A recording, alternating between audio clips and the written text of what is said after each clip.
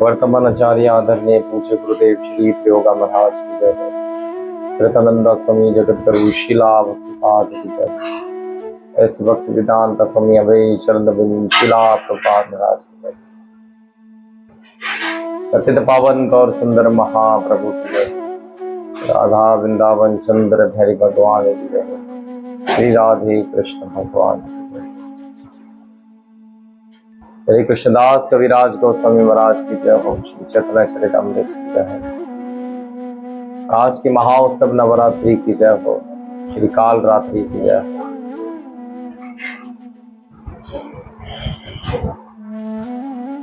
ओम अज्ञानत्रिमालदस्य ज्ञानाञ्जनाशलाकया चक्षुरुन्मीलितं येन तस्मै श्रीगुरवे नमः। ओम नमो भगवते वासुदेवाय कृष्णाय वासुदेवाय देवकी नंदनाय च नंद गोप कुमाराय श्री गोविंदाय नमो नमः। हे कृष्णा करुणा सिंधु दीनबंधु जगत्पति गोपेश्वर गोपी कांतम श्री राधा कांतम नमोऽस्तुते। तप्तकांचनं गौरांगे राधे वृंदावनेश्वरी वृषभानुसुते देवी श्री प्रणमामि हरि प्रिया। श्री चैतन्य मनोभीष्टं स्थापितं भूतले स्वयं रूपं गदामयं ददान्ति सोमृदान्तिकम्।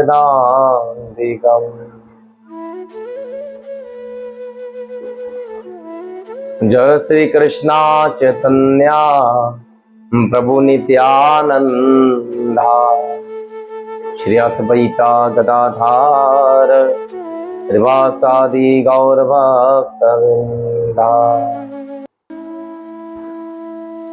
हरे कृष्णा कृष्णा कृष्णा हरे हरे हरे राम राम राम हरे हरे। नारायण नमस्कृतं नरं चैव नरोत्तमं देवी सरस्वती व्यासं ततो जयमुदीरता।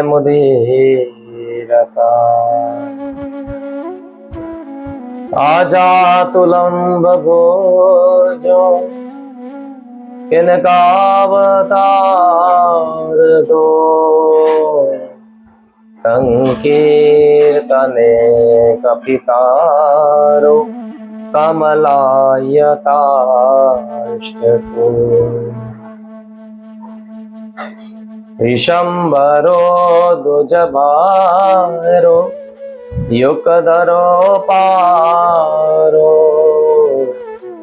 वंदे जगत प्रियकारो करुणावतारो।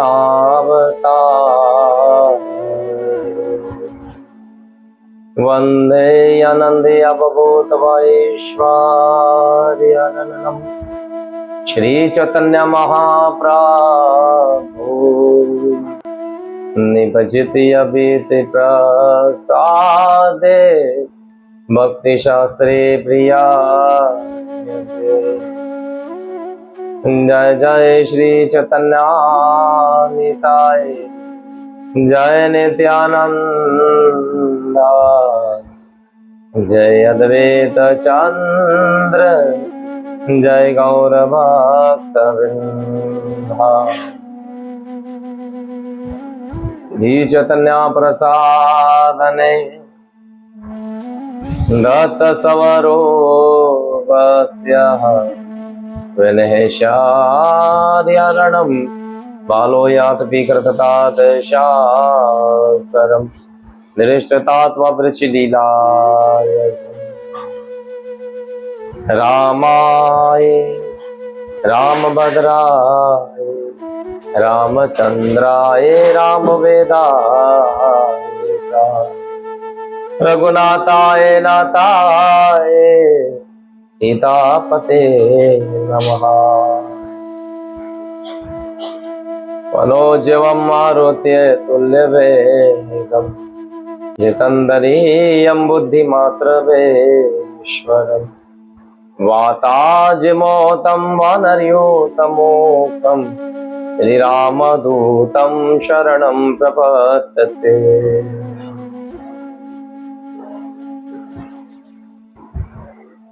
कर्पूरगौरं करुणावतारं संसारसारं भुजगेन्द्रहारं सदा वसन्तं हृदयारविन्दे भवं भवानी सहितं नमामि।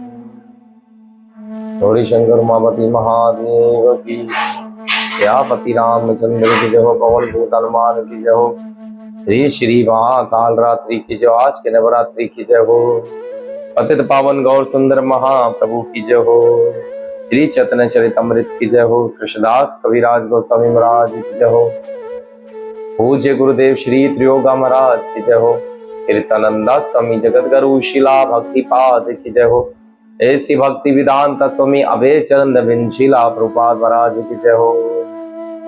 आई गौर प्रेमानंदी। हरे कृष्णा। आज श्री भगवान कृष्ण की विशेष कृपा मात्र से हम सब लोगों को भगवान हरि की कथा को श्रवण करने का एक सौभाग्य की प्राप्ति हो रही है। नवरात्रि का 7वां दिवस और श्री चैतन्यचरित अमृत मध्य लीला से हम सब लोग 5वां भाग 23वां अध्याय को श्रवण कर रहे हैं और साथों साथ हम सब लोग मिलकर नवरात्रि के इस महा उत्सव को जो माता रानी के एक एक दिन जिस जिस अवतार के उनकी लीलाएं बताई जाती, हम थोड़ा थोड़ा कर कर उसे भी श्रवण कर पा रहे हैं।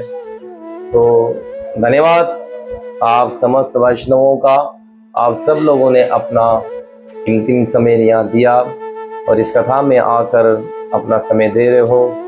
सो मैं व्यासपीठ की ओर से आप समस्त वैष्णवों को श्री चरणों में हार्दिक कोटि कोटि दंडवत प्रणाम करता हूँ कि आप लोग भगवान हरि की कथा को श्रवण कर पा रहे हो। सो आज थोड़ी बहुत हम चर्चा करेंगे श्री माता दुर्गा के 7वें दिवस माँ कालरात्रि की कथा को श्रवण करने के लिए जा रहे हैं। ये एक और एक मात्र हम सब के लिए सौभाग्य की बात है और ये सारा श्रेय जो कुछ भी हम कथा कर पा रहे हैं हमारे परम पूज्य गुरुदेव श्रील त्रियोगा महाराज जी की ही कृपा है। उनकी कृपा मात्र से ही ये सब कार्य चल पा रहा है। तो हम अपने पूज्य गुरुदेव के श्री चरणों का प्रणाम करते हुए उनको आगे चलते हैं। काल रात्रि आज के इस महान नवरात्रि के दिवस 7वें दिवस में इनकी पूजा की जाती है। माँ कालरात्रि के विषय में बताया जाता है, एक विरला चपा करोड़ पुरांगना करास्तात लंबो सृष्टि करो काकाराणी तिला भगते श्री देव्याम पादो लोसावह लता करण तकाश त्रिशूल विदर मूर्धार धनो चाक्र कृष्णा कलर रात्रि भर या करिनी। कृष्णा काल रात्रि भर कयारनी भर कयारनी। माँ दुर्गा जी की 7वीं शक्ति कालरात्रि के नाम से जानी जाती है। इस संसार में माँ कालरात्रि माँ दुर्गा की सात्विक शक्ति से विकायत है। पूरे समस्त संसार में इनका नाम सब लोग जानते हैं। इसे माँ कालरात्रि, काला माँ, काली माँ भी जिसे हम कहते हैं। इनके शरीर का रंग घने अंधेरे की तरह है और दम से काला है। एकदम इनका शरीर का जो कलर है वे रंग एकदम ब्लैक है। माँ कालरात्रि का पूरा शरीर काला है। सिर के बाल बिगड़े हुए हैं। सिर के बाल माँ कालरात्रि के बिगड़े हुए हैं। गले में बिजली की तरह चमचमाने वाली माला है और इनकी 3 आंखें हैं। ये तीनों आंखें ब्रह्मांड की तरह गोल है। माँ कालरात्रि का रंग काला बताया जाता है। बाल बिखरे हैं। गले में बिजली की चमचमाती जैसी एक माला है इनके गले में।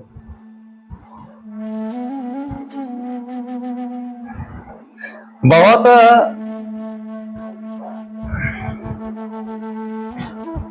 भयानक ज्वाला निकलती रहती है। उनके आंखों और ब्रह्मांड की तरह गोल है और बिजली की तरह चमचमाती किरणें बाहर होती से रहती हैं। इनके नाक से आग की तरह भयंकर यानी बहुत भयानक ज्वालाएं निकलती हैं। माँ कालरात्रि के नाक के छिद्रों से भयानक आग की ज्वालाएं निकलती हैं। आंखें इनकी नितर 3 बताए जाते हैं और ब्रह्मांड के जैसे इनकी आंखें गोल गोल है। जैसे हमारी आंखें गोल नहीं है पर इनकी आंखें ऐसे गोल गोल बताई जाती है। माँ कालरात्रि का ये बाल खुले खुले हैं और बिखरे में बाल हैं। इनकी सवारी गधे की है। इनका वाहन गधा है। ये क्यों ऐसा बताया जाता है, हमें आज ध्यान से सुनना है इस बात को। देखें, माँ कालरात्रि ने हम सबको एक प्रेरणा देती है। ऐसा आचार्य जन बताते हैं कि माँ कालरात्रि भगवान हरि की वो भक्त है जिसमें वैराग्य है, जो भगवान की सेवा के लिए अपने शरीर के और अपने बालों की कोई भी, हम जैसे कहीं भी हम सेवा करते हैं तो हम बार बार अपना बाल सही करते हैं, बाल बाल शरीर ये सब चीजें, कपड़े ये वो सब देखते हैं। लेकिन माँ कालरात्रि का एक और एक मात्र भाव क्या है, भगवान हरि की भक्ति करना। जैसे अभी कार्तिक मास आ रहा है और कार्तिक में माता यशोदा के भी बाल बिखर गए थे और दामोदर भगवान को जब ये बांध रही थी तो वे क्या, भगवान के जब हम भक्ति करते हैं ना तो हमें किसी चीज का ध्यान नहीं रहता है। तो माँ कालरात्रि जी ने भगवान की भक्ति करने के लिए उन्होंने ये भी सिखाया है कि भगवान की भक्ति में चाहे आपको घोड़े पे बिठाया जाए या गधे पे बिठाया जाए, आपको कोई फर्क नहीं पड़ता है, क्योंकि आप केवल भगवान की भक्ति कर रहे हैं। माँ कालरात्रि गधे के उन्होंने अपना वाहन बनाया। इस बात का उनको कोई भी ये नहीं कि जी मैं गधे को वाहन बना, क्योंकि उसे इन बात का इस ज्यादा ध्यान है कि मुझे कृष्ण की सेवा कैसी करनी चाहिए। तो उनका ये ध्यान रहता है। जो कोई व्यक्ति भगवान की भक्ति करता है ना, तो चाहे गधे पे बिठाया जाए या घोड़े पे बिठाया जाए, उससे कोई फर्क नहीं पड़ता है। उसे सिर्फ एक बात की चिंता होती है कि मैं किस प्रकार से कृष्ण की सेवा करता हूं। कहते हैं ऊपरे उठे हुए हाथ दाएं हाथ की मुद्रा से सभी को प्राण दान कराती है। क्या करती है माँ कालरात्रि का ये जो दाएं हाथ ऊपर से उठा, ये सबको प्राण दान देती है, कराती है। और दाएं तरफ के नीचे वाले हाथ से अभय मुद्रा देती हैं और दाएं हाथ के नीचे वाले से वे अभय मुद्रा यानी कि आपको डर खौफों से निजात दिलाती है, वे अपना आशीर्वाद देती है। और बाएं तरफ के ऊपर वाले हाथ में लोहे का कांटा और नीचे वाले हाथ में खड़क होता है। माँ कालरात्रि के दाएं हाथ के ऊपर वाले में खड़क है और नीचे वाले में लोहे का कांटा बताया जाता है। माँ कालरात्रि का स्वरूप देखने में बहुत ही भयानक है, लेकिन ये हमेशा शुभ फल देने वाली है। माँ कालरात्रि का स्वरूप देखने में तो बहुत भयानक है। ऐसे आचार्य बताते भयानक क्यों है, माँ कालरात्रि ने अपना ऐसा स्वरूप क्यों बनाया है? क्योंकि माँ कालरात्रि की जो कोई व्यक्ति उपासना करता है, उनकी सेवा करता है, माँ कालरात्रि क्या करती है, उनके अशुभ कर्मों को ले लेती है और उन अशुभ कर्मों को लेने के पश्चात वे बाहर नहीं रखती, उनको प्यार फेंकती नहीं है क्योंकि वे किसी और को लग जाए। माँ कालरात्रि क्या करती है, हमारे अशुभ कर्मों को, उनके जो भी भक्त होते हैं उन सब के अशुभ कर्मों को अपने अंदर ही डाल लेती है। इसी वजह से इनका ऐसा स्वरूप भयानक दिखाई देता है, क्योंकि हमारे सब लोगों के बड़े भयानक अशुभ कर्म हैं।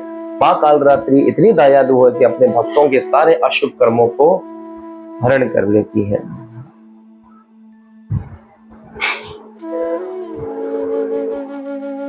स्वरूप देखने में बहुत ही भयानक है, लेकिन वे हमेशा शुभ फल देने वाली हैं। इसी वजह से इनका एक नाम शुभ कारणी भी है। इसी वजह से वे लोगों को शुभ फल देती है, उनका एक नाम शुभ कारणी भी है। और इनसे भक्तों को किसी भी डराए ख्वाब होने की जरूरत नहीं है। माँ कालरात्रि से उनके भक्त कभी नहीं डरते हैं, उनसे प्रेम करते हैं। क्यों? क्योंकि माँ चाहे काली हो चाहे गोरी हो, माता माता ही होती है। बालक कभी अपनी माँ को नहीं त्यागता है क्योंकि उसे माँ से प्रेम ही होता है। ये दुर्गा का पूजा के 7वें दिन माँ कालरात्रि की उपासना की जाती है। इस दिन तपस्वियों का मन संसार चक्र में से शामिल, तपस्वियों का मन सतहार चक्र में शामिल रहता है। इसीलिए वे ब्रह्मांड की ये सारी सिद्धियों का दरवाजा खोलने लगती है। इस दिन माता रानी के जितने भी शुभ भगत लोग हैं, वे सारे लोग क्या करते हैं, माँ कालरात्रि के इस शुभ कार्य के लिए जो कोई भी उनकी सेवा करता है, उनकी तपस्या करता है, तो आज के दिवस ऐसा बताया जाता है कि आज के दिवस सारी सिद्धियां के द्वार खोल दिए जाते हैं। अणिमा लगिमा 18 प्रकार की सिद्धियां हैं जो भागवत महापुराण में बताई गई है। ये सारी सिद्धियों के द्वार खोल दिए जाते हैं। जो कोई व्यक्ति माँ कालरात्रि की आराधना करता है उसे ये सारी सिद्धियों की प्राप्ति होती है। आग में हाथ डाल लेना, पानी में चल जाना, हवा में उड़ जाना, किसी के मन की बात जान लेना, ये सारी सिद्धियों की प्राप्ति आज के दिवस माँ कालरात्रि अपने भक्तों को सब ये दान देती है। इस चक्कर में रहने वाले तपस्वियों का मन मुकम्मल तौर पर माँ कालरात्रि के स्वरूप में ही ध्यान रहता है। इनसे मिलने वाले नेक अमल का और वह पूरी तरह भागे और दुर्हाव हो जाते हैं। इसके सारे पाप वह नष्ट हो जाते हैं। जो कोई व्यक्ति माँ कालरात्रि की उपासना करता है, इनकी पूजा करता है, उनको माँ कालरात्रि अभय दान देकर उनके सारे पापों को नष्ट कर देती है। इसे अक्षय यानी अक्षय लोक की जगह हासिल हो जाती, इसे अक्षय लोक की जगह हासिल हो जाती। माँ कालरात्रि दुष्टों को और राक्षसों का नाश करने वाली है और दोनों दत्तीय राक्षसों भयाऊत प्रेत आदि इनके नाम से ही डर कर भाग जाते हैं। भूत प्रेत इत्यादि कई बार मैंने चर्चा की आप सब लोगों से, ये सब जो भूत प्रेत राक्षस हैं, ये सब माँ कालरात्रि के नाम से ही डर कर ये भाग जाते हैं।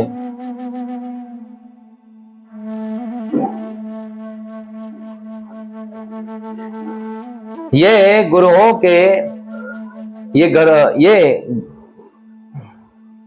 ग्रहों के भार को भी दूर करने वाली है। किसी पे ग्रहों के भार होते हैं कि किसी के 9 ग्रह होते हैं ना, किसी को कोई ग्रह लड़ रहा होता है, माँ कालरात्रि की अगर कृपा हो जाए तो वह 9 ग्रह भी उस पे शांत हो जाते हैं। इनके उपासक को एक आग पानी दुश्मन अंधेरा और करो बड़े सारे से कभी भी डर नहीं लगता है। इनके उपासक को आग से, पानी से या बड़े से बड़े दुश्मनों से, अंधेरे से कभी डर नहीं लगता है। इनकी दया से हमेशा डर व खौफ से आजाद एक व्यक्ति, इनकी दया किसी पे हो जाए, इन पे हो, अगर ये अपनी दया किसी पे कर दे तो इनकी दया का पात्रता पाकर वे व्यक्ति कभी किसी से नहीं डर सकता है, उसे अभय दान मिलता है, जैसे हमने पहले बताया। अब लोग कहते हैं माँ कालरात्रि को जी बलि अर्पण करो, दे बलि देना ये ठीक नहीं। माँ कालरात्रि जगत अम्बे है, सब पे दया करती है और अपने भक्तों के अलावा जीव जंतुओं पे भी बड़ी कृपा करती है। लोग कहते हैं माँ कालरात्रि को बलि पसंद है। माँ कालरात्रि को कभी भी भोग अर्पण करो तो माँ कालरात्रि को गुड़ का भोग बहुत पसंद है, तो उनको गुड़ का भोग लगाना चाहिए। हमेशा उनके लिए गुड़ का भोग बनाया है, तो उनको ये चीजें बहुत पसंद है। ऐसे जीव हत्या करना अपने धर्म में नहीं बताया गया। माँ कालरात्रि के इस पुस्तकों में कहीं नहीं लिखा है कि वे जीव हत्या कर रहे हैं। हाँ, राक्षसों का संहार किया, उन्होंने राक्षसों का वध किया। कई बार राक्षसों का वध करने के पश्चात धरती पे भूमि में जब उनका रक्त गिरता था तो माँ कालरात्रि देखती थी कि दोबारा से वे राक्षस और बड़े बलवान होकर उत्पन्न होते थे। माँ कालरात्रि फिर उनका वध करने के बाद उनके रक्त को प्याले में भरकर खुद पीती थी। तो इतनी दया, इतनी दयालु कौन हो सकती? ये माता ही हो सकती है, जो राक्षसों के खून का भक्षण भी करती थी। किन के लिए? हम सब लोगों के लिए, कि ये सब लोग मांसाहार लोग ना बने, क्योंकि ये सब जीव जंतुओं को मार कर खाते हैं। जो कोई व्यक्ति, हाँ ये बात तो याद रखिएगा, जो कोई व्यक्ति जीव हत्या कर कर माता को अर्पण करता तो उनको तो पसंद नहीं आता, लेकिन हाँ माता उन ऐसे लोगों का वध जरूर करती है जो जीव हत्या करते हैं। इसका दृढ़ चलन प्रमाण हमें मिलता है। इन्होंने जिन जिन को मारा ये सब के सब मांसाहार लोग थे। इन्होंने जिनका भी वध किया ये सब के सब मांसाहार लोग थे। क्या कालरात्रि ने कभी किसी वैष्णवों को मारा? ये कभी शास्त्रों में सुना है या कभी टीवी सीरियल में भी आपने देखा? ऐसा नहीं हुआ। माँ कालरात्रि ने हमेशा राक्षसों का विनाश किया, जिन्होंने जीव हत्या करी, मनुष्य संस्कृति को खत्म करने का और भगवान के धर्म को जो विनष्ट करने वाले लोग थे, ऐसे लोगों को माँ कालरात्रि ने उनका वध किया। तो ये प्रमाण हमें मिलता है। ऐसे कभी भी गलत कार्य नहीं करो जिससे माँ कालरात्रि को कष्ट हो। और उनकी 3 नेत्र है, अगर वे तीनों नेत्रों से आप पे दया करे तो ठीक है, अगर अपने एक नेत्र से भी उनका क्रोध आप पर आ गया तो बड़े बड़े राक्षसों का विनाश करने वाली ये कालरात्रि एक दिन उनका प्रकोप आप पर भी आ सकता है। क्योंकि हम सब माँ कालरात्रि की संतान ही है, हम सब दुर्गा ही की संतान है। ये दुर्गा ही इस सृष्टि के अंदर सबको जनरेट करती है, क्योंकि भगवान श्री कृष्ण ने दुर्गा के हाथ में जनरेट करने का पावर दिया है कि तुम ही इन सबको पवित्र करके शुद्ध कर कर मेरी भक्ति का दान करना। हम सबके लिए ये सौभाग्य की बात है कि हम कालरात्रि माता के इस महान उत्सव पे आज उनके नाम की थोड़ी चर्चा, थोड़ा कीर्तन कर पा रहे। सर्वप्रथम माँ कालरात्रि से हमें अभेदान, सिद्धियों की प्राप्ति, ये सब चीजें माँ कालरात्रि के लिए बहुत छोटी वस्तु है। माँ कालरात्रि कहती है कि मुझे ये सारी चीजें देने में कोई संकोच नहीं होता है, लेकिन अगर कोई भक्त मुझसे ये कहता है जी मुझे कृष्ण सेवा, मुझे वैष्णव भक्ति, मुझे भगवान की सेवा चाहिए, माँ कालरात्रि इन चीजों से ज्यादा प्रसन्न होती है कि कोई वक्त कोई ऐसा बिरला निकल आए जो कोई वैष्णव हो, जो मेरे नाम का चिंतन करता हो। क्योंकि माँ कालरात्रि एक वैष्णव है, भगवान हरि की योग माया शक्ति है। आगे बताया जाता है माँ कालरात्रि के दुष्टों और राक्षसों का विनाश करने वाली है और दानव, दत्तियों, राक्षसों, भूत, प्रेत आदि इनके नाम से ही डरकर भाग जाते हैं। माँ कालरात्रि के स्वरूप मूर्त को अपने दिल में बिठाकर इंसानों को सच्चे दिल से उनकी उपासना करनी चाहिए। माँ कालरात्रि के स्वरूप को अपने मन में बिठाकर हर मनुष्य को अपने शुद्ध हृदय से उनकी उपासना करनी चाहिए। अरे दिल और जीवा और शरीर को पवित्र रखना चाहिए। दिल को पवित्र, जीवा को पवित्र। अब जीवा कैसे पवित्र होती? किसी की निंदा करो तो क्या पवित्र है? क्या आप मांसाहार रहोगे तो क्या पवित्र होगी जीवा? नहीं। यहाँ बताया जाता है मन को पवित्र रखे, जीवा को पवित्र रखे और शरीर को पवित्र रखे। शरीर किससे अपवित्र होता है? जब हम किसी असत्य चीज का संग्रह करते हैं या असत्य चीज का उपयोग करते हैं, शरीर अपवित्रता पे हो जाता है। तो हम सब लोगों को एक वैष्णवी पवित्रता का ध्यान रखते हैं। ना वे मांसाहार होते हैं ना जीवा के ऊपर कोई ऐसी वस्तु को लेकर, हाँ जीवा पे हरिनाम संकीर्तन जरूर होता है। शरीर हमेशा पवित्र रहता है। एक वैष्णव ही ऐसा होता है जो 3 टाइम डेली अपने आप को पवित्र करते हैं, भगवान की सेवा में लगता है। वह शिव भगीड़े देवी है, इनकी उपासना से मिलने वाले शुभ फलों की गिनती नहीं की जा सकती। हमेशा हमेशा इनका सिमरण, ध्यान, पूजन करना चाहिए। वे भोलेनाथ जी की पत्नी है माँ दुर्गा, और भोलेनाथ जी जगत के पिता माने जाते हैं। इसी प्रकार हम सब लोगों को माँ कालरात्रि की भक्ति, उनका आशीर्वाद, उनकी सेवा करनी चाहिए। हमेशा उनसे दया की याचना मांगनी चाहिए। माँ कालरात्रि बहुत दयालु है, सब लोगों पे दया कृपा करती है। ऐसा स्वरूप उन्होंने इसलिए बनाती है, हम सबके दुष्ट कर्मों का वे अपने अंदर समा जाती है, तभी उनका ऐसा स्वरूप होता है। कोई माता अपनी संतान के अगर कष्ट को भी अपने ऊपर धारण कर लेती है तो वो ही तो माँ होती है। तो हम सब माँ कालरात्रि के पुत्र हैं, और ये संसार में जितने जीव जंतु हैं ये सब भी उनके पुत्र हैं। कृपा कर कर ऐसे सेवा, ऐसी पूजा मत करें जिससे माँ कालरात्रि को प्रसन्न ना हो सके, आप पे वे आपका विध्वंस कर दे। कोशिश ये करें जैसे शास्त्रों में बताया जाता है, उसी के अनुसार माँ कालरात्रि की उपासना करें। तो श्री माँ कालरात्रि की जय हो। आज श्री चैतन्य चरितमृत हम प्रारंभ करते हैं। कल के दिवस हम सब लोगों ने भक्ति के लक्षणों के चैतन्य महाप्रभु जी ने सनातन गोस्वामी महाराज जी को जो बताए थे वे सब हमने श्रवण किए। भक्ति के जो लक्षण हैं वे 2 प्रकार के होते हैं, ऐसे महाप्रभु जी ने बताया। सर्वे प्रथम जिस प्रकार से महाप्रभु जी इन बातों को हम सबको बता रहे थे, वे महाप्रभु जी कहते हैं एक तो भाव का विधानिक लक्षण कहलाता है। भाव का विधानिक लक्षण क्या है? जब विधिवत भक्ति हम करते हैं तो एक लक्षण वो है कि आपका भाव नियम अनुसार चलता है, गुरु महाराज जी के आदेश, कथाओं अनुसार, शास्त्रों अनुसार। इसे कहते हैं भाव को विधानिक लक्षण कहलाता है। दूसरा लक्षण है, इसे तटस्थता लक्षण कहते हैं। जब आप राग और अनुराग भक्ति के अंदर प्रवेश करते हो, राग और अनुराग भक्ति में आ जाते हो, इसे तटस्थता लक्षण कहा जाता है। आगे के श्लोकों में चैतन्य महाप्रभु जी आगे बताते हैं हम सब लोगों के लिए। महाप्रभु जी कहते हैं कि अपनी भक्ति में हमेशा रुचि रखें, उत्कंठा रखें। जब तक आपकी भक्ति में रुचि उत्कंठा नहीं है, जब तक आप भगवान के प्रति आकर्षित नहीं होते हैं, भक्तों के प्रति आपके मन में भाव उमृत नहीं होता है, भक्तों का संग्रह नहीं करते हैं, गुरु महाराज से दीक्षा नहीं लेते हैं, तब तक आपके मन में ऐसे भाव नहीं उमृत हो।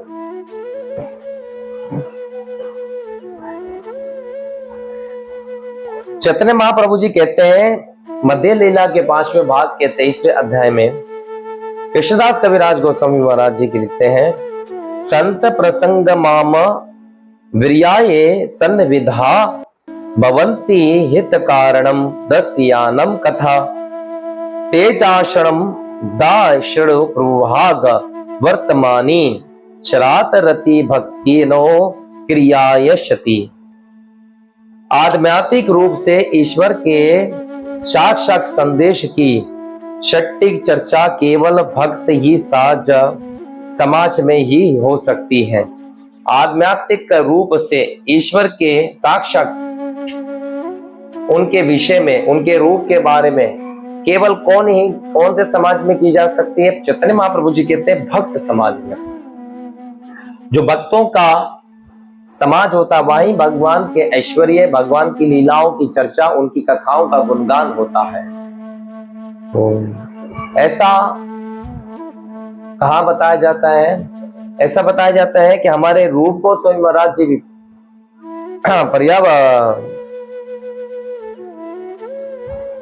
अपने पुस्तकों में लिखते हैं, प्रलयवदी में वो कहते हैं रूप गोस्वामी महाराज जी कि सर्वप्रथम एक व्यक्ति को पहले कीर्तनम करना चाहिए। कीर्तनम अर्थात अगर हम देखते हैं तो श्रवणम कीर्तनम, ये नवदा भक्ति में सबसे पहले बताई जाती है।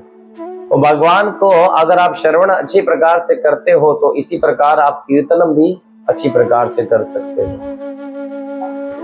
तो हमेशा अपने मन में भगवान के नाम का चिंतन, उनकी कीर्तन, उनका श्रवण करना चाहिए। और ऐसा तब हो पाता है जब हम वैष्णव समाज में रहते हैं, वैष्णव का संग्रह करते हैं, तभी ये सब संभव होता है। इस संगति में इसे सुनना बहुत ही आनंददायक होता है। भक्तों के संग में अगर आप भगवान की कथा श्रवण करते हो तो आपको बहुत ज्यादा लाभदायक, आपको आनंद आता है। आप भक्तों के संग में आप उल्टा सीधा किसी से ज्ञान सुनते हो तो आप उलझ जाते हो, बुद्धि कर आने लगती है कि ये क्या हुआ, ये तो हमने कभी जाना ही नहीं था, ऐसा कैसे हो गया, ये क्यों हुआ। तो क्यों? क्योंकि वे भगवान के वैष्णव भक्तों से आप कथा नहीं सुनते। भगवान के वैष्णव भक्तों का संग्रह करते हो तो आपको कथा में आनंद आता है।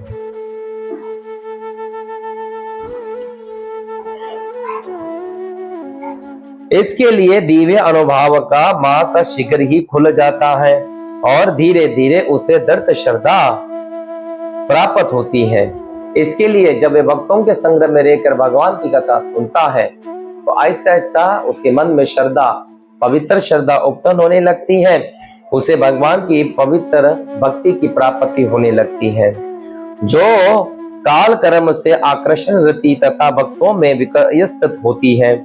जो काल कर्म से आ सकती है, यानी कि काल के चक्कर से दूर होती है। भगवान की भक्ति क्या है? बहुत अच्छी बात कही है कि आकर्षण होती है काल कर्म से। काल कर्म से आकर्षण यानी कि भगवान की भक्ति में इतना आकर्षण होता है कि उसका हर समय भगवान की सेवा में और हर लम्हा भगवान की भक्ति में गुजरता है। तो ये क्या है? काल चक्कर हमारे सर पे मंडलाता है, लेकिन हम जब भगवान की भक्ति में लगते हैं तो वे काल चक्कर भी एक जगह आकर बैठ जाता है। क्यों? क्योंकि आप भगवान की सेवा में लगे। यह उदाहरण श्रीमद् भागवत से कहा गया है 3 स्कंद के 25वें अध्याय के 25वें श्लोक में।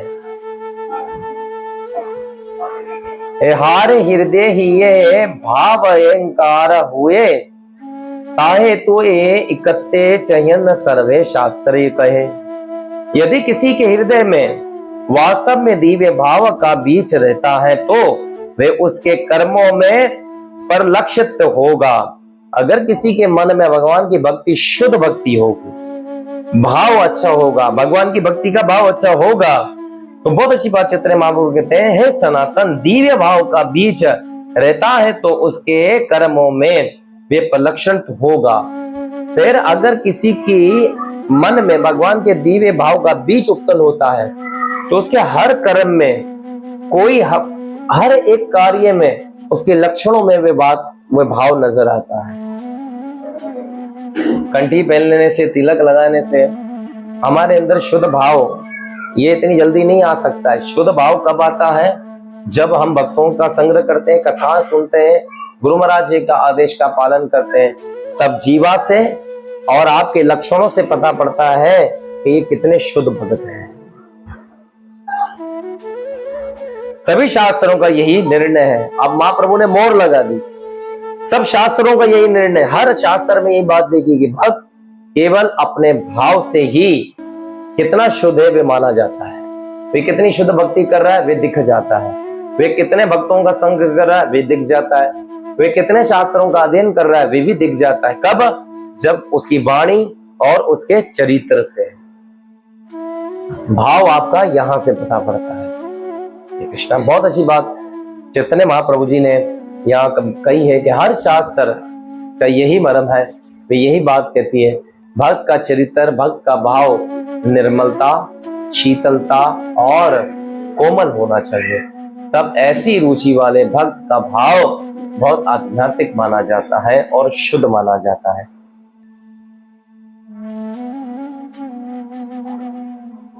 शंतिव्रते कालतवम विरकस्तमारम शून्यता आशाय बंधु सुकर सुमत्तक कंटता नामा गुणाय सदा रुचि आसक्ति सत्य गुण कयानम प्रतियष्ट दिवस्तति अस्तूल इत्यादि अनुभाव अस्तचरत भावनंदर जन। जब कृष्ण के लिए भाव रूपी बीज का अनुकर्षण होता है तब मनुष्य के स्वभाव में 9 लक्षण प्रकट होते हैं। तब अगर कोई व्यक्ति भक्ति करता है तो ऐसे व्यक्ति को जब भक्ति शुद्ध होने जाती है, कृष्ण की कृपा का बीज उसके मन में जब फूटता है तो उसका लक्षण क्या बताता है? मनुष्य का वह स्वभाव 9 लक्षणों में प्रकट होता है। अगर उसकी भक्ति शुद्ध होती है तो 9 भाव उसके बताए जाते हैं, 9 लक्षण उसके बताए जाते हैं कि ये शुद्ध भक्ति कर रहा है। वे 9 लक्षण कौन से? ध्यान से सुनिएगा। श्रमशीलता। श्रमशीलता क्या है? सब पे दया करने वाला व्यक्ति होना चाहिए, सबके सम्मान को, अब सबको एक समान समझने वाला, समय को विरत ना गंवाने के प्रतीत सत्य करता है। समय को जो विरत ना करता हो, समय की अवधि को समझता हो, समय कितना अहम है, इसे जानने वाला व्यक्ति ही भगवान का शुद्ध भक्त। ये एक लक्षण बताया जाता है। समय क्या है? भगवान की सेवा क्या है? तुरंत उठ जाओ। समय क्या है? कीर्तन करने का, तुरंत गाने लग जाओ। समय क्या है? कथा श्रवण करने का, तो तुरंत समय को मत गवाने वाला। ऐसे श्रमशीलता समय को विरत ना गवाने के प्रति सत्य कर्म करता है और विरकत मिथ्या मना का अभाव आशा ये क्या करता है? विरक्ति मिथ्या मन का अभाव और आशा उत्सुकता भगवान के पवित्र नाम का कीर्तन करने के लिए ही रुचि भावना के दिव्य गुणों के वर्णों के प्रति अनुरक्त रखता है। उसका भाव क्या होता है? भगवान की भक्ति के लिए उसका मन हमेशा भगवान के अंदर लगा रहता है और उत्कटता भगवान के पवित्र नाम का कीर्तन करने के लिए रुचि रखता है। रुचि कैसी होनी चाहिए? भगवान का पवित्र नाम कीर्तन करने। ऐसा नहीं कि मुझे समाज को सुनाना है, कीर्तन करने का अर्थ यह है कि मुझे भगवान को सुनाना है। और अभी कुछ समय पहले ये बात पे चर्चा हो रही थी, हमारी पुत्री ने, प्राणद श्री राधा ने कहा, पापा आज जो है जूम पे भगत लोग थोड़े कम होंगे क्योंकि सब लोग अपने अपने सातवां लौटता है, कहीं ना कहीं वे सेवा में व्यस्त है गए हैं। कोई प्रचार कर रहा है, कोई क्या है, कहीं ना कहीं घर में ग्रस्त ही हम सब लोग कहीं ना कहीं। तो आज कथा आप लेट कर लेना। हमने कहा कि नहीं, कोई कथा में भक्त हो या ना हो, लेकिन मुझे इतना जरूर यकीन है, मेरे राम जी तो है, मेरे हनुमान जी तो है, मेरे गोपाल जी तो बैठे हैं और मेरे गुरु महाराज जी तो बैठे हैं, वो तो सुन ही रहे ना, तो हम कथा करेंगे। तो भक्त को ऐसा भाव रख के कीर्तन नहीं करना चाहिए कि समाज को सुनाना है। भक्त को ये भाव रख के कीर्तन करना चाहिए, मुझे भगवान हरि को प्रसन्न करना है, क्या कृष्ण मेरे कीर्तन से प्रसन्न हो रहे हैं, ये भाव होना चाहिए। रुचि भावना के दिव्य गुणों के वर्ण के प्रति अनुरक्ति भगवान भावना के निवास स्थानों यथा मंदिर या वृंदावन जैसे तीर्थ स्थानों के प्रति स्नेह है। उसे क्या करना चाहिए? वृंदावन जाना चाहिए, तीर्थ स्थानों में जाना चाहिए, जगह जगह भगवान के नाम का जो मंदिर बने, मठ बने, वहां जाके प्रणाम करना चाहिए, कथा करनी चाहिए, वहां रहना चाहिए, भगवान का दर्शन करना चाहिए। ये 9 चीजें बताई जा रही है। और इसमें अनुभाव अर्थात उत्कट भाव के गुण लक्षण कहलाते हैं। ये उत्कट भाव के लक्षण कहलाते हैं।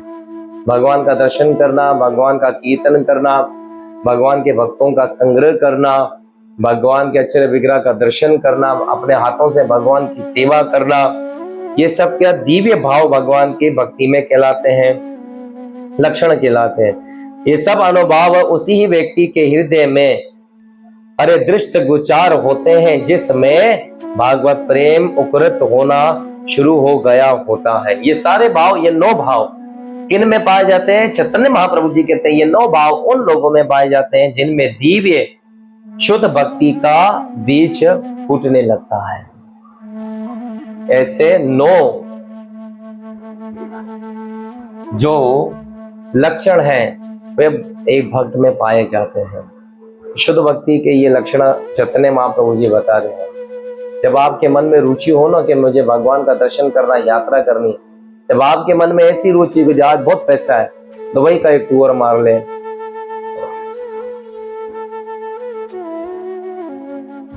पाकिस्तान का पूरा ऑल पाकिस्तान का टूर लगा ले, तो ये रुचि नहीं होनी चाहिए। रुचि ये होनी चाहिए अगर धनराशि है तो सही जगह पे उसे खर्च करें, भगवान के मठ मंदिर में जाएं, उनका दर्शन करें, और जगह जगह जो तीर्थ स्थान बने हैं यहाँ पर वहां जाएं, वहां भगवान का दर्शन करें, साधना करें, भक्ति करें, तो ये सही स्थान बताए जाते हैं।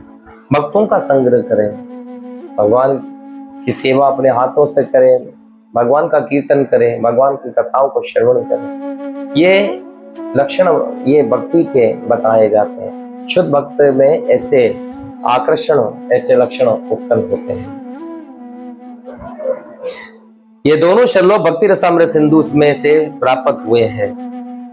आगे महाप्रभु जी कहते हैं, ताये मयंता प्रतियंतु विप्रह गंगा चा देवी दूत चित्तमयेशा देवचो प्रोन्तष्टा कहो उस्त कहो वहा दिशांत कलम गयंत वैष्णव गता। यहाँ क्या बताया जा रहा है?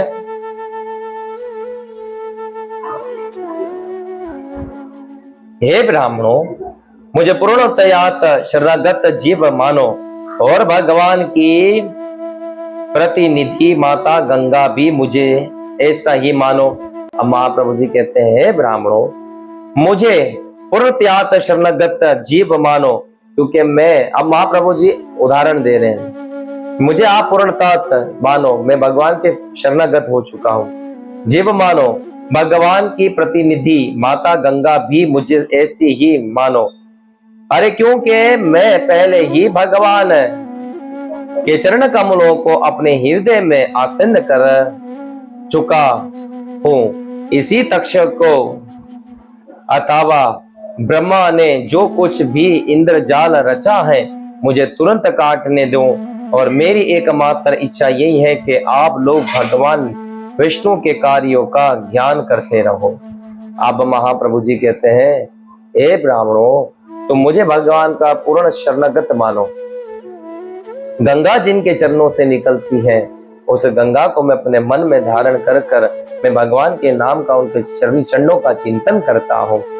ब्रह्मा ने जो इस सृष्टि के अंदर ये जो इंद्रजाल फैलाया है, मैं इसे काटने का कार्य सिखा रहा हूँ, कर रहा हूँ। आप सब लोग इसे सीखो और मुझे विष्णु के कार्य का ज्ञान कराते रहो।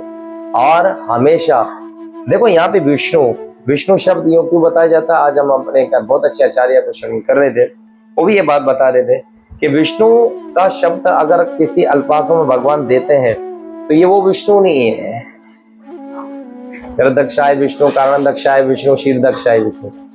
भगवान कृष्ण का भी एक नाम विष्णु है, क्योंकि जो विश्व की रक्षा करता है, जो विश्व का पालनहार करता है, उसी का नाम कृष्ण है।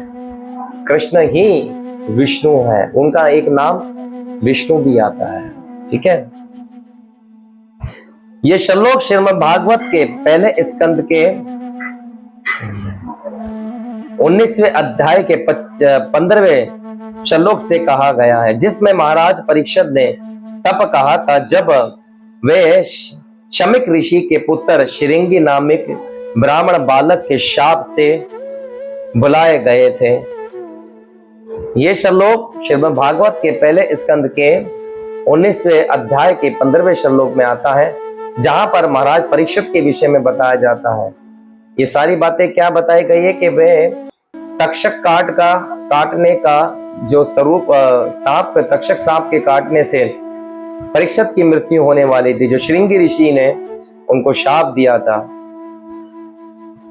लेकिन परीक्षित महाराज जी ने इसकी परवाह नहीं की। यहाँ क्या उदाहरण दिया जाता है? ब्राह्मण बालक के शाप से बुलाए गए थे तक्षक, क्योंकि उन्होंने क्या करा था, ऐसा स्कंद बताया जाता है भागवत महापुराण में कि एक बार परीक्षित महाराज जी मृतक्रिया करने के लिए बाहर गए तो उनको पानी की प्यास लगी, तो पानी की प्यास जब लगी तो वे ऋषि की कुटिया में गए और उन्होंने देखा कि वहां पे महाराज जी बैठे हैं। तब उन्होंने पानी मांगना चाहा शमीक ऋषि जी से। तो शमीक ऋषि जी के उस वक्त ध्यान में थे। तो शमीक ऋषि मुनि जी ने अपने ध्यान को नहीं भंग किया। तब उन्होंने देखा ये ध्यान में बैठे हैं कि नहीं बैठे हैं। राजा परीक्षित जी ने एक मरा हुआ सांप उठाया और उसके गले में डाल दिया। वो देखना चाहते थे कि ये ध्यान कर रहे हैं या नाटक कर रहे हैं। तो शमीक ऋषि मुनि जी वहां ऐसे ही बैठे रहे। तब वहां पर एक बालक दौड़ता हुआ इस सारे दृश्य को देख रहा था। तो वो दौड़ता हुआ गया और उसने श्रृंगी को जाकर, शमीक ऋषि मुनि जी के पुत्र को जाकर ये बात कही, श्रृंगी तुम्हारे पिता के गले में एक राजा आया, उसने तुम्हारे पिता के गले में ये तुम्हारे पिता के गले में सांप डाल। देखो हमें ना हमेशा तुरंत निर्णय नहीं करना चाहिए। अब वे सांप था मरा हुआ। अब श्रृंगी ऋषि ने ना तहां देखा ना नहा देखा। उन्होंने ये नहीं सोचा ये सांप मरा हुआ। उन्होंने देखा कि मेरे पिता के गले में सांप डाला है। उन्हें तुरंत शाप दे दिया कि 1 हफ्ते बाद यही सांप उस राजा को डस देगा। तो तक्षक सांप ऋषभ जी को डसने के लिए आए थे। जब उनको ये बात पता लगा तो उन्होंने इस बात की चिंता नहीं करी। उन्होंने कहा कि विधाता की जैसी इच्छा हो, लेकिन तुरंत मुझे अपनी मृत्यु को बरकरार बनाना है, एक अच्छी मृत्यु की प्राप्ति करनी है।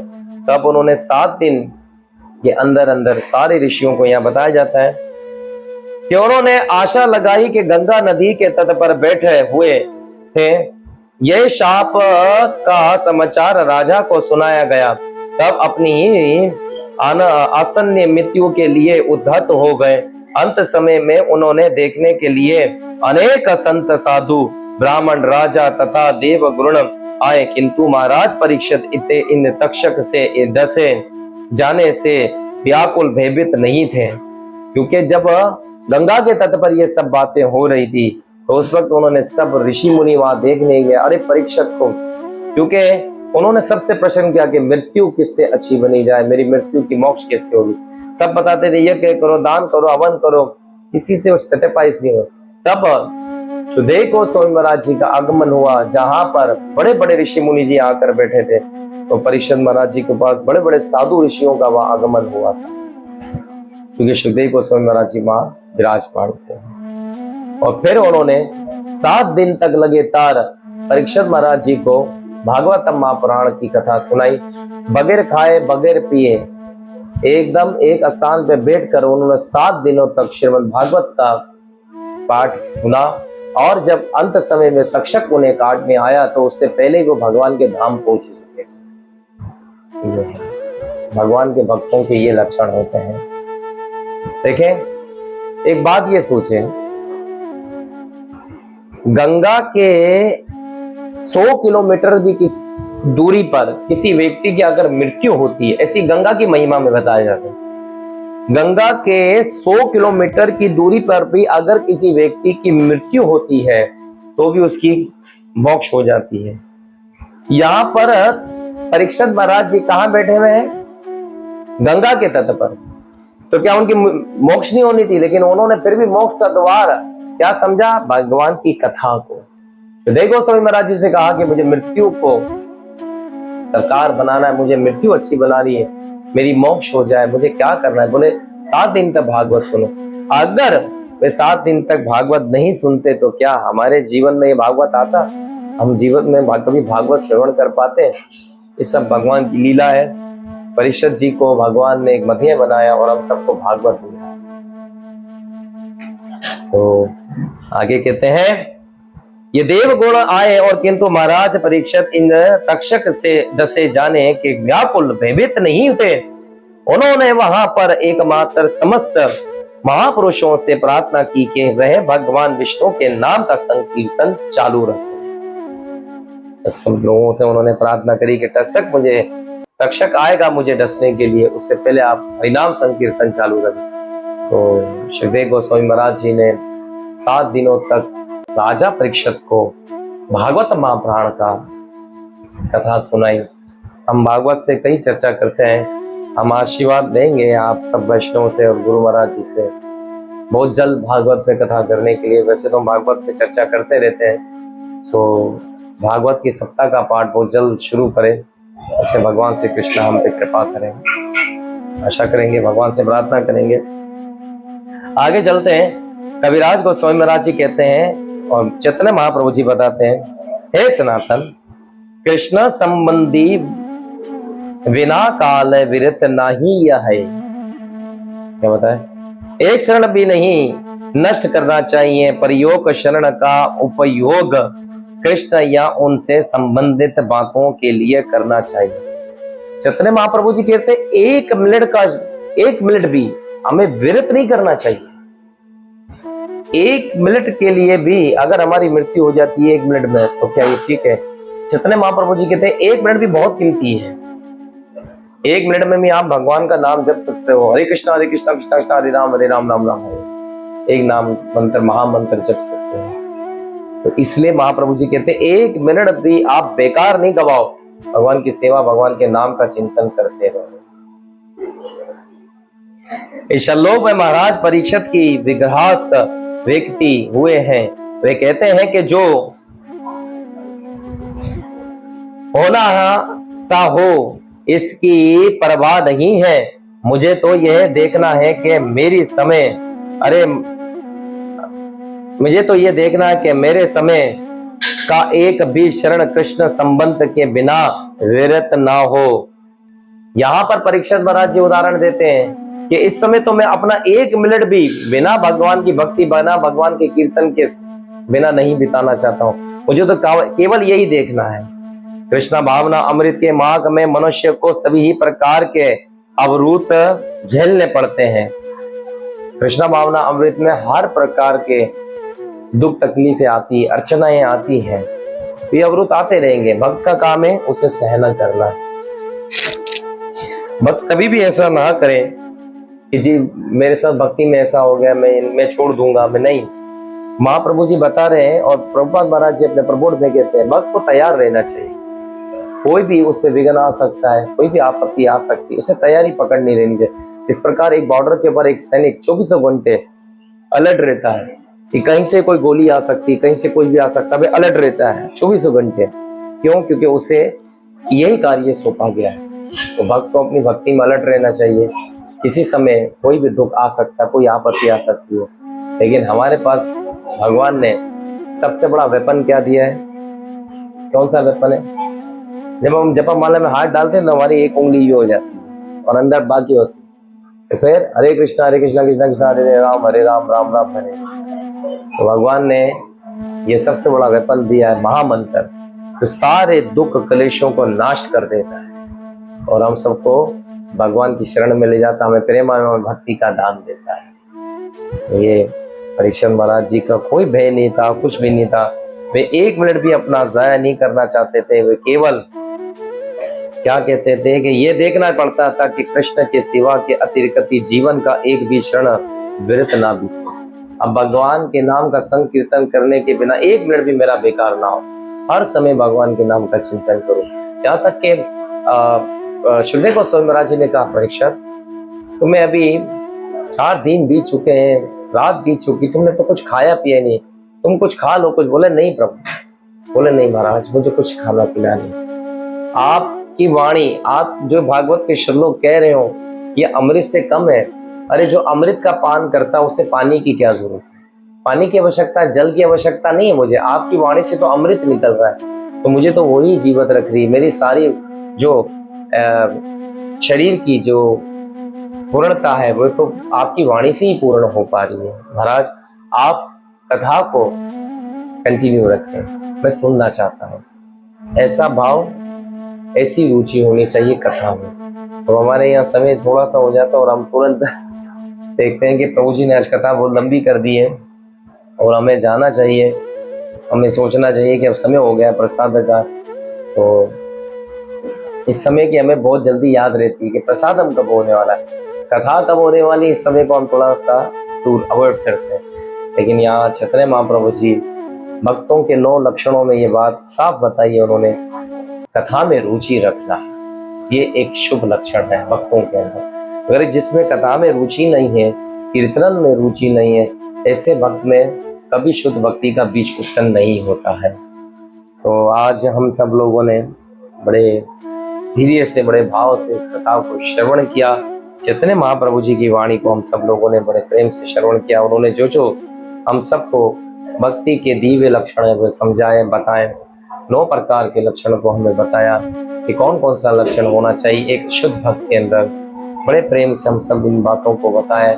और उन्होंने परिषद महाराज जी का उदाहरण दिया कि जब उनको पता लगा कि उनकी मृत्यु निकट आने लगी, तब उन्होंने 1 मिनट भी बेकार नहीं गवाया। उन्होंने हर वक्त भगवान के नाम का चिंतन किया और भगवान से प्रार्थना करते हैं। हम सब के लिए यही प्रार्थना होनी चाहिए कि हम हरि नाम संकीर्तन से जुड़े रहें, कथा में हमारा मन लग जाए, भगवान की सेवा में हमारा मन लग जाए, चैतन्य महाप्रभु जी के उपदेशों को अपने जीवन में उतार सके। बस यही प्रार्थना हमारे गुरु महाराज और भक्तिपाद से, प्रभुपाद से और हमारे पूज्य गुरुदेव श्री योगा महाराज जी से करते हैं कि महाप्रभु जी के इन उपदेशों को हम अपने जीवन में उतारें और अपनी भक्ति को साकार कर सकें। सो धन्यवाद।